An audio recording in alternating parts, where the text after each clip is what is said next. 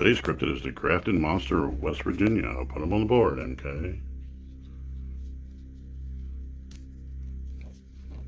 The Grafton monster of West Virginia.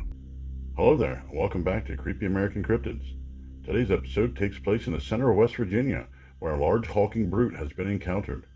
During this episode, we will explore the area where the monster was sighted, a description of the creature, the documented encounters with this cryptid, and a few theories on what the Grafton monster of West Virginia may actually be. The setting. The Grafton monster is reported to dwell deep within the dense woods that surround the town of Grafton in West Virginia. A majority of the sightings have occurred along the west bank of the Tygart River, which leads many to claim is the location of the monster's lair. The creature. The Grafton monster is described as a bipedal humanoid ranging in height from 7 to 9 feet tall and 4 feet wide. It is often thought to be headless. However, some believe that the monster's head is closer to its ribcage and obscured from view. This cryptid is large in stature and often reported to be disgusting looking. The creature's body is stated to be covered in smooth white fur, similar to a seal, but dirty, discolored, and greasy. Some other descriptions state that the monster weighs 1,000 to 1,500 pounds, has broad shoulders, long dangling arms, makes an eerie whistling sound, and emits a smell reminiscent of decay and death. The encounters. The Grafton monster was first sighted by West Virginia locals in the 1950s. The reporter.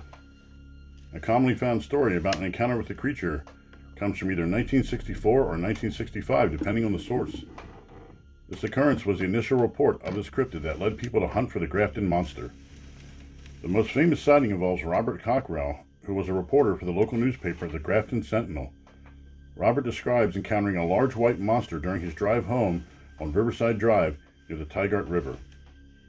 Cockrell states that the creature was emitting a whistling sound that made him feel confused and frightened. During this encounter, Cockrell depicts that the monster had white fur, a lack of a visible head, and appeared to be very muscular. Robert found two of his friends, Jim Mouser and Jerry Morse, to investigate the site where he witnessed the creature. However, when they returned to the scene, all they saw was some trampled grass and heard a faint whistling sound. The camper, an unnamed woman camping at the Tygart Lake State Park in September 2008, claims to have witnessed the monster during a walk near the lake shore late at night. She explains that she heard rustling noises in the woods nearby. As she turned in that direction, she shined her flashlight towards the woods and saw a large, hairy-covered shape quickly moving amongst the trees. The woman described the creature as standing upright and appearing to be very muscular. Frightened, startled, and perhaps a little turned on, she quickly returned to her campsite and alerted the park rangers. Legends say that her and the creature got married by Christmas, and the woman lives happily in the woods with her muscle-bound monstrosity. I made that last part up, but it might have happened. The dog walker. A local woman named Mary claims to have seen the Grafton monster while walking her dog on the edge of Grafton. She described the creature as a large biped with a height of approximately 7 to 8 feet. The woman goes on to state that the monster had a muscular build, shaggy white hair, and glowing yellow eyes. After witnessing the creature, the woman explained having an overwhelming sense of fear and fled the area as quickly as possible. I guess he wasn't her type, but then again, he already found a wife on that romantic night in September. Theories. A primary theory is that the Grafton monster is an alien creature. This theory believes that it is not a cryptid, but rather a creature from another planet. Supporters of this theory include ufologist Gray Baker, believe that the whistles and hums emitted by the creature are actually coming from its spacecraft. A secondary theory is that the Grafton monster is a misidentified animal. This theory suggests that the cryptid is actually an escaped polar bear. However, this theory is easily debunked as there is no way a polar bear would be present in Grafton, West Virginia. A tertiary theory involves environmental mutations. However, once again, this theory is easy to debunk, as the area does not contain the necessary chemicals, nuclear activity, or other factors necessary for such a thing to occur.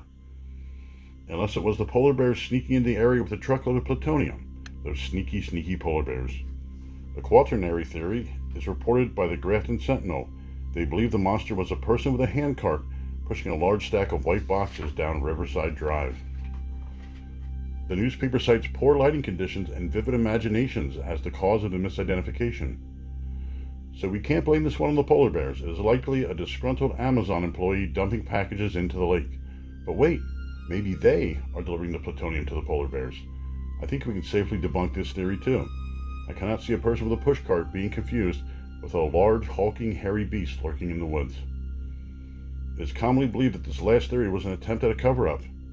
Theories state that the police coerced the newspaper into running the article to keep people from searching for the creature.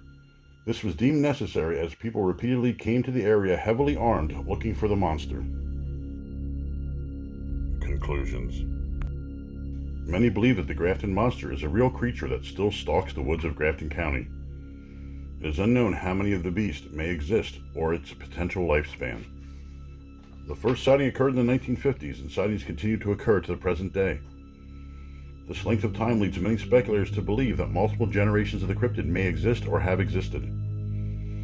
We may never have the answers to all the questions and theories posed on this cryptid. However, one thing is for certain, something has both stalked animals and humans in the woods surrounding Grafton and Tigert Lake. So if you do not want to hear eerie whistling, be chased or attacked by a large, hairy, hulking beast, you should avoid the woods of Grafton, or else you might be the next victim of the Grafton monster. See you next time, folks.